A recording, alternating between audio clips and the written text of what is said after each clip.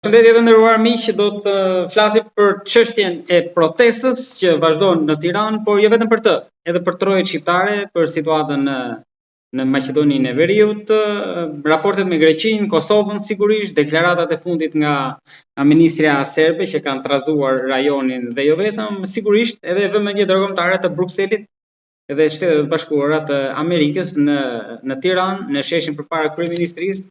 Dhe në rajonin ton, për gjitha këto çështje, do të flasim me historianin Arben Valla, mikun e emisionit ton. Veni, përshëndetje dhe faleminderit. Përshëndetje juve.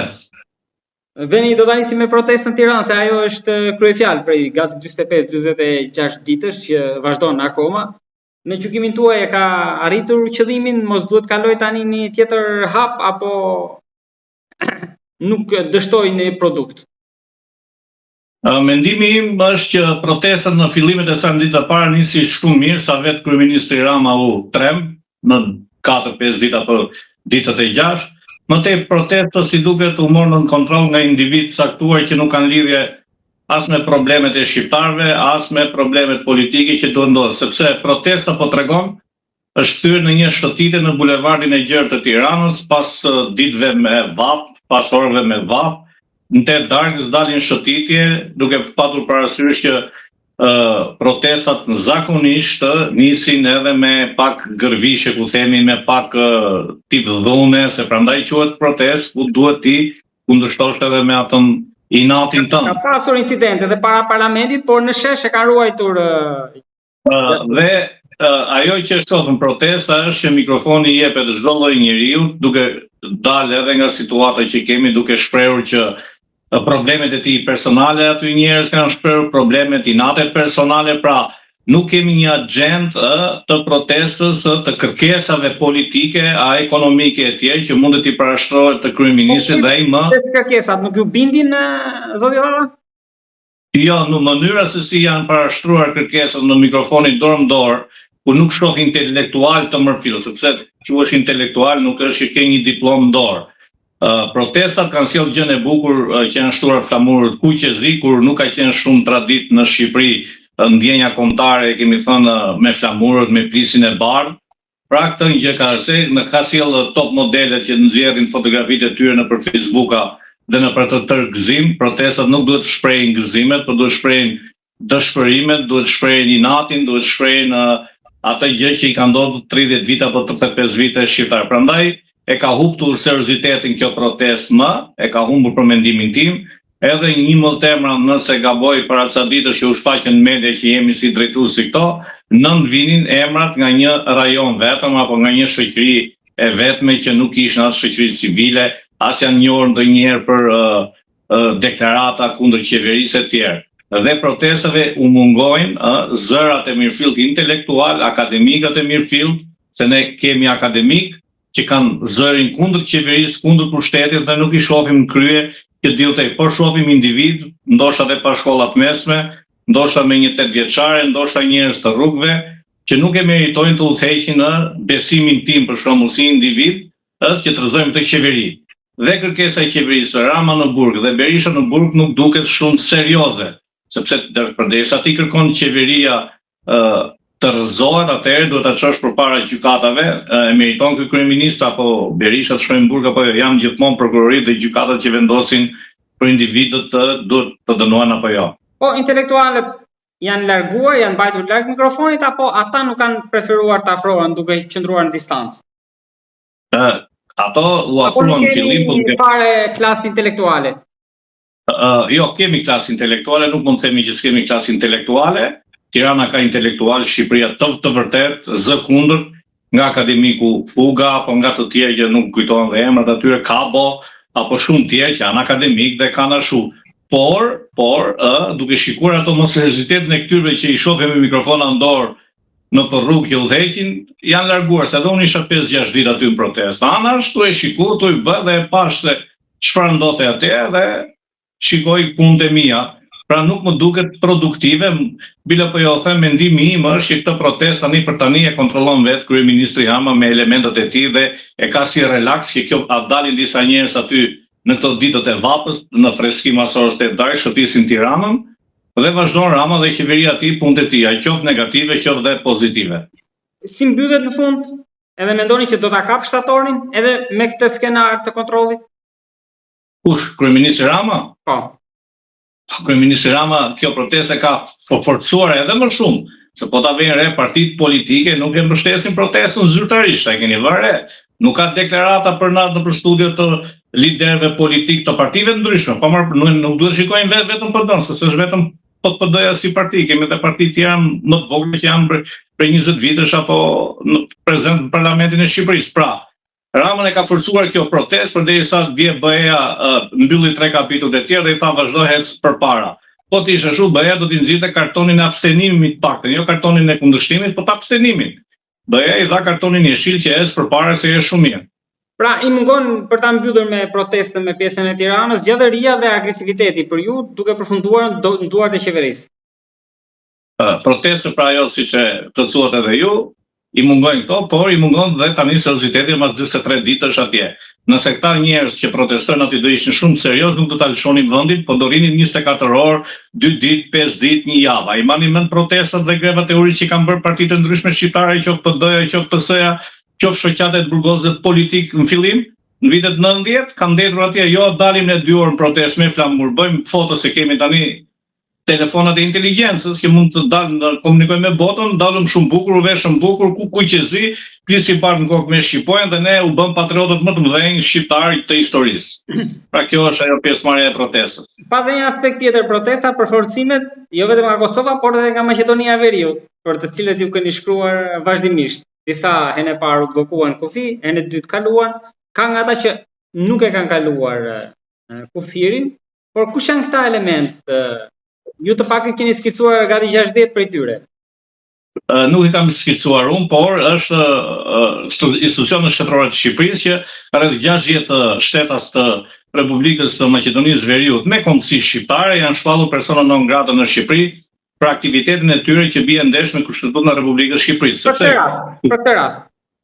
Po, për këtë rast, sepse kur bëhet fjalë protesta për rënien e qeverisë Rama në këtë rast, nesër mund të kishim rënien e qeverisë Berisha. Kemi të bëjmë me problemet brendshme të shtëpisë.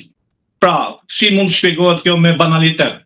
Nëse një baba ka probleme 3 djemtë e tij brenda në shtëpi, ç'a halli ka xhaxhaj apo djali xhaxhaj të fusi hunën në punët e brendshme se çfarë bën babai me djemtë e tij? Pra, çfarë problemi kanë shqiptarët e Maqedonisë Veriut, po qoftë të Kosovës, çfarë probleme ka qeveria atje? Nëse ne do kishim probleme serioze, rrezikimi i shtetit shqiptar, siç është kufiri shtetëror, simbolet, flamuri, gjua, atë i lindë drejta çdo shqiptari që të vinë në Shqipëri të protestojë apo të marrë armë dhe ta mbrojë.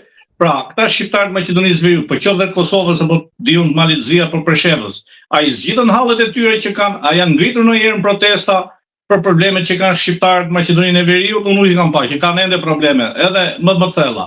Dhe kjo e çovi që ata po fusin hunën në punët e brendshme të Republikës së Shqipërisë. Dhe normal ka dhe informacione më të tjershme që disa mos them të gjithë, bëjnë pjesë në struktura të shoqatave islamike ekstremiste që kanë qenë në mbështetje edhe në Siri, edhe në Egjipt, apo dhe në Irak, apo dhe në vende të tjera që kanë një ideologji islamike politike jo shqiptare, domethënë islamike ekstremiste të vendeve arabe dhe jo fen islame të traditës tonë shqiptare. Kjo e ka çuar institucionet shqiptare në bashkëpunim me partnerët strategjik, siç është Shtetet Bashkuara të Amerikës dhe vende të tjera dhe NATO-ja, ti shpalli këta element non grata, sepse ka mjaftueshëm informacione se për çfarë individësh bëhet fjalë. Zoti Valla, kjo ka 2 aspekte. Së pari këta mendoni që ju erdhën me kokën e tyre apo të shtyrë nga politika? Ato erdhën të organizuar, dihet shumë mirë kush e ka dhënë urdhrin të organizuar, me makina dhe me autobus. Rrugtimi atyre ka qenë deri në Durrës, në një xhami të qendrës të Durrësit, aty janë grupuar. Kam përgjoja plazh, themi ashtu, dhe në darkët pastaj kanë ardhur me makinë dhe me autobus të organizuar në protestat e Shqipërisë të Tiranës. Pra janë të organizuar, nuk janë individ që kanë ardhur. Dhe i dim shumë mirë sepse sot ne jetojmë në kohën e inteligjencës, në kohën e përgjimeve të telefonave që i kemi në xhep gjithë, dhe televizorët që janë në shtëpi mund të përgjohen çdo gjë, pra çdo gjë është e bashkuar nga institucionet shtetërore pa marrë parasysh kujt shteti, këtë rast Shqipërisë. Dhe çdo gjë filmohet që në kufi që ti ke hyrë. Edhe këtu kemi ndarjen sepse Vleni mbështet protestat, Bekim Qoku ka që në ditët e para që kishte postime mjaft aktive në rrjetet sociale ndërkohë që Ali Ahmeti u shpreh kundër për shkak se sipas tij po dëmtohet Shqipëria, po dëmtohet turizmi. Nëse do marrim të dy njerëzit, dy politikanët që janë shprehur, duhet kemi parasysh këtë gjë. Qoku dhe njëra shprehur negativisht duke futur unë të punë të brendshme në Shqipëri sepse ai është deputet i Republikës Maqedonisë Veriut dhe nuk është shtetas i Republikës Shqipërisë. Dhe bëhet fjalë siç e thash për problemet brendshme që ka shteti shqiptar, nuk bëhet fjalë për problemet jashtme siç është rrezikimi i integritetit të Shqipërisë, gjuhës, flamurit e tjerë. Pra bëhet fjalë për problemet tona të brendshme që ne duhet i zgjidhim vetë, ne që kemi të drejtë vote, të drejtën e që kemi shtetësinë e tjerë. Pra, kurse zoti Ali Ahmeti ka mbajtur qëndrimin e tij, duke thënë që ne nuk na duhet atje rrezikojmë Shqipërinë, pse ne duhet jemi barra ashtu. Pra kësaj i bëhet kështu, domethënë të kërkojnë partitë shqiptare apo partitë maqedonase, Maqedoninë Shkup, rënien e qeverisë Mickovski dhe të vinë 100.000 shqiptarë prej Tiranës dhe të protestojnë në Shkup të iki qeveria Mickovski. Atëherë Elin pyetja pse duhet vini ju nga Shqipëria që të rrëzoni. Pra dhe herë është qoku është gabim që ai është komit, domethënë për mua në shoqësi si aktor satirik për të bërë qesh ose sa si politikan apo deputeti shqiptar në Maqedoni. Për të kaluar tek një tjetër çështje për të folur për Greqinë. Tashmë zoti Dhalla ju vazhdoni denoncimet tuaja në rrjetet sociale thuajse çdo ditë për aktivitetin e tyre në jug të Shqipërisë, nga parullat, pankartat, thirrjet nxitse për konflikt, për luftë, për shkëputjen e jugut të Shqipërisë, por si ka qenë kjo kohë këto 2 muaj, ne nuk kemi folur për shkak të protestave. Çfarë na ka shpëtuar nga aktiviteti i tyre? Është për të ardhur keq një pjesë e mirë e minoritetit të grek në Shqipëri, pasi kanë fituar shtetësitë greke, janë bërë aktiv me parulla, me aktivitete anti-shqiptare, kundër Shqipërisë, pra aneksimin e jugut të Shqipërisë, bëjnë thirrje për luftë për kundër shqiptarëve, pra kaq mos minjos, ne kemi bashkëtuar me ato jo 100 vite, po 200-300 vite, 400 vite dhe në kohën e Perëndimit Osmane. Dhe këta tash po nxjerrin kokat me aktivitetet e tyre sa herë që u jepet mundësia në aktivitete në Athinë apo në vende tjera, shpalosin jo flamurin e Greqisë, jo flamurin e kombit grek, jo flamurin e shtetit grek, po një palo flamur që është shpikur në 1914 nga zografi, nga qeveria e autonomisë së Vorë që kryen masakra në jugun e Shqipërisë ku janë djegur mbi 400 fshtatra, janë vrarë mijëra shqiptarë në atë kohë se ka statistika.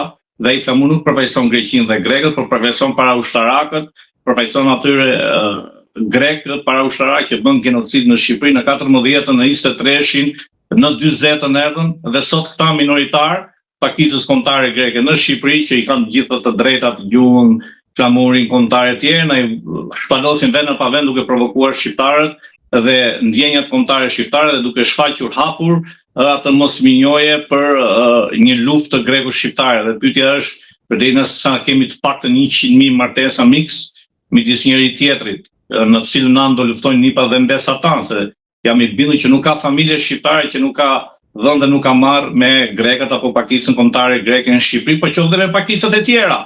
Pra këtu ne kemi të bëjmë me element nxitës të racës, të fesë, nxitës për një luftë ku ne jemi në shekullin 21, jemi në vitin 2026, pretendimet e Shqipërisë të antarësohet në BE, Shqipëria është në NATO bashkë me Greqinë dhe këta individ që shteti shqiptar nuk po merr masa dhe shteti grek nuk po merr masa, po i nxit dhe i përkrah shteti grek, institucionet shtetërore të Greqisë, është për të ardhur keq dhe tragjike sepse nuk kanë çfarë të bëjnë Shqipërisë, as autonominë s'da fitojnë, as aneksim të jugut sepse nuk kanë vdekur shqiptarët.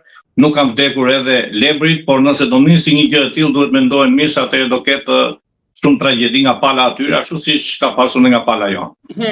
Ndoshta ajo është shumë larg konfliktit, por ajo që është më afër, ndoshta ajo që theksoni ju është ndarja e re territoriale, që Konispoli mund të shkrihet me Bashkinë e Sarandës. Edhe kjo, në gjykimin tuaj, sipas postimeve që ju keni bërë në rrjetet sociale, vazhdimisht mund të jetë edhe një kërkesë nga Athina. Ajo që unë parashikoj ose që më tremb është që Konispoli me ndarjen e re do bashkohet me Sarandën.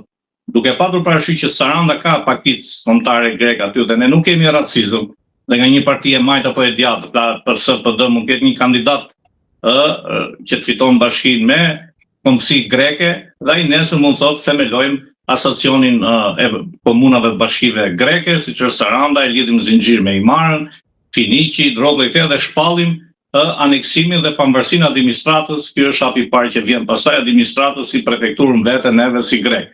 Gjë që edhe një herë them, në jugun e Shqipërisë minoriteti grek është shumë pakic, pa folur që fshatet e tyre janë të vdekur, janë disa gjyshra atje, se një pjesë e mirë e rinisë të tyre, pasi morën pasaportat greke, shkuan në Amerikë, shkuan në Angli, në Norvegji, në vende sa më larg, në Zvicër, Suedi, duke mos e kthyer më kokën pas tek ato fshatra që janë në malin e gjerë, të thatë, fshatra të prapambetur, sepse ashtu ka qenë ekonomia dhe fshatrave shqiptare në përgjithësi. Prandaj them që kjo gjë më tremu dhe nuk është e mirë që konistoni një bashki e vjetër që në kohën e Ahmet Zogut dhe nën prefekturë që ka qenë ti bashkohet Sarandës me një prapavit keqe politike në të ardhmen. Ndërkohë që në teren zihen, sikur thoni ju, në korridoret dhe margjinat e samitit të NATO-s në Turqi, pavlet një takim një shtringim duash të Ramës me Mitsotakisin. Situata duket nuk është keq mes tyre, raportet janë të mira pavarësisht të ulje-ngritjeve. Dhe njëherë duhet dim që Shqipëria me Greqinë dhe sot ka raporte shumë të mira, nuk ka raporte armiqësore. Dhe zoti Rama me Mishaj që janë miq të mirë, mik familjar, unë kam thënë disa herë që ato kanë dhe hyrë dalje, dreka darka familjare, gjentilmende, shtrëngim duash janë kryeministët të dy vendeve, por zoti Rama duhet të ruajë vijat e kuqe, pretendimet territoriale që ka Greqia dhe vetë Mitsotakisi ndaj Shqipërisë, vetë dhe ky Qiriaku si ka pretendime territoriale në politikën e tij që e bën. Ishte mirë që zoti Rama t'i thoshte, o Qiriaku, kur do ta heqësh atë ligjin e luftës? Kjo duhet të jetë pyetja e parë që zoti Rama duhet i bëjë Mitsotakisit për arsye sepse ai ka deputet mjaftueshëm për ta votuar në parlament dhe për ta hequr ligjin e luftës, sepse duhet t'ju rikujtoj që ligji i luftës nga qeveri të ndryshme greke është hequr, por nuk e ka votuar parlamenti i Greqisë. Pra luajnë teatër, qeveria e heq ligjin e luftës, parlamenti nuk e voton. Edhe pse në 43-shin parlamenti i Greqisë dhe qeveria greke ku e slingi atëre e hoqi ligjin e luftës dhe në 44-45 ku erdhi qeveria e re greke e vuri përsëri ligjin e luftës. Ky është teatër, pra një gjë e heqin kur demi ne, e vëm kur demi ne. Pra nuk është shtet serioz në këtë rast Greqia me Shqipërinë, por dhe Shqipëria nuk është shtet serioz përballë Greqisë.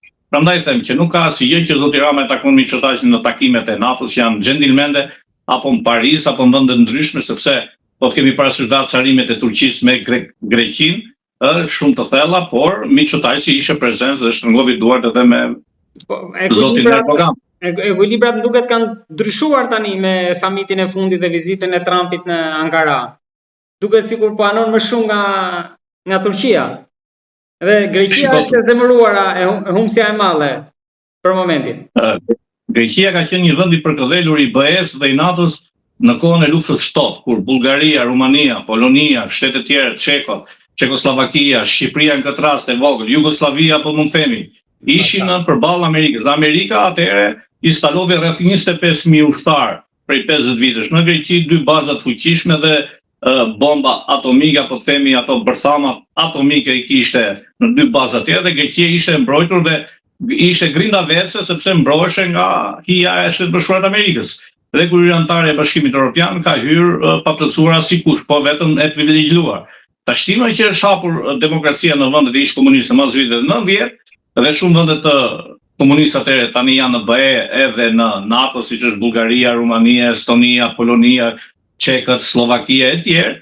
Greqia më nuk është e privilegjuar, por shikohet si një shtet grindavetës, si një shtet mashtrues, si një shtet që ka gënjur dhe ka mashtruar BE-n me fondet e Bashkimit Evropian, keqpërdoruesit të Bashkimit Evropian, duke patur parasysh se akuzojnë shumë deputet dhe eurodeputet grek për keqpërdorim dhe ministrat fonde, janë 4 ministër në gjykim, një deputet apo eurodeputet u arrestuar, mos gaboj, që ka qenë dhe kryetari i Bashkisë së Athinës për keqpërdorim fondesh për gënjeshtra me shifra, edhe kur u fut në BE në euro Greqia gënjevi si mici i ndjeri, se ka ndruar jetë dhe ai si micësi me shifrat ekonomike dhe prandaj kemi mbi rreth 350 miliardë euro borxhe ende Greqia i ka Europës apo bankave të ndryshme.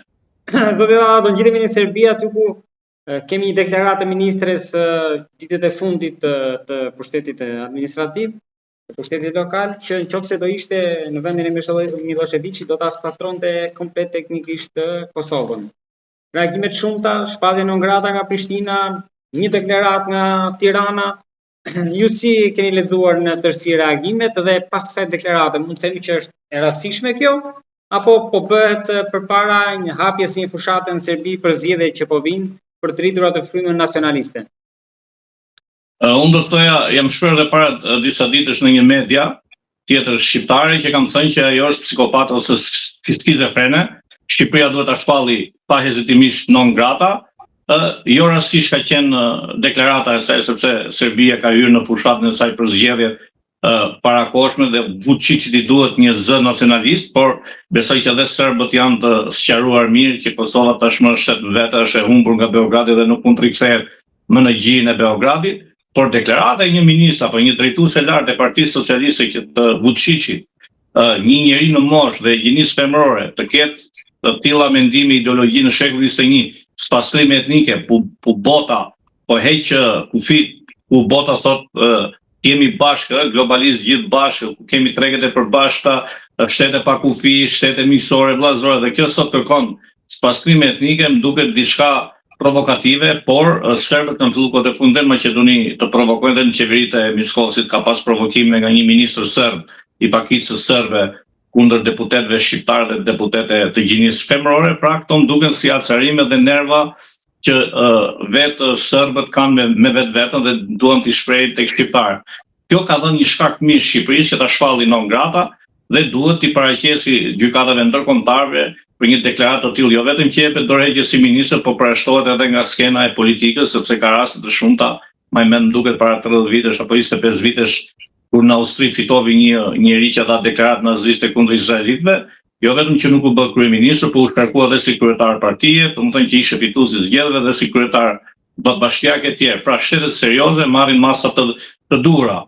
Por kjo ndodh kur Shqipëria duhet bëj presionin e saj, ashtu siç veprovi Kosova që e shpalli non grata, Shqipëria duhet ta shpalli non grata sepse ke bëhet fjalë për shqiptar të Kosovës apo shqiptar të ish Jugosllavisë që kërkon spastrim etnik. Dhe nuk bëhet fjalë për një etni tjetër që nuk ekziston etni tjetër në Kosovë, domethënë krahasim me shqiptarët që themi donin serbës pastrim etnik. Prandaj them që duhet ta çojmë në gjykatë. Zoti Valla, kam edhe diçka të fundit për ta mbyllur me situatën politike në Shkup, aty kishim ndryshimin në qeveri, por do reflektoj diçka ndryshime kjo që ndodhi në qeveri edhe në realitet për shqiptarët?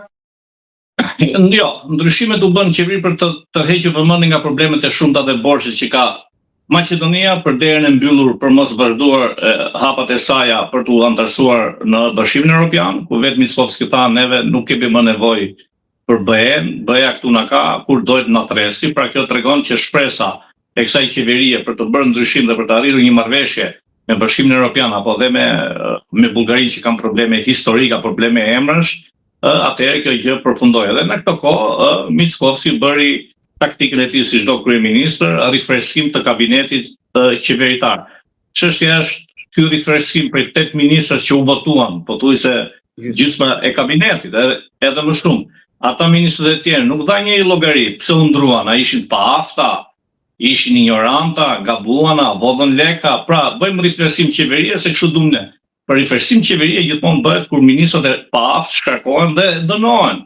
Jo bëjmë ne përqe, prandaj, por Maqedonia është një shtet I vogël I brisht dhe një ekonomi shumë të dobët në krahasim me Shqipërinë, po janë menaxhues mirë të politikave, sepse bëhet fjalë për një popullsi brenda që është sot 1 milion, 1 milion e 500.000, se kanë dhe këto emigracion, dhe 1 milion apo 1 milion e gjys banor në një shtet si Maqedonia mund me menaxhohen vetëm me ndihma sociale dhe asistencë sociale me ato fonde që Bashkimi Evropian apo organizata të ndryshme. Zoti Valla, falenderoj shumë për bisedën dhe çështjet që trajtuam. Faleminderit dhe juve.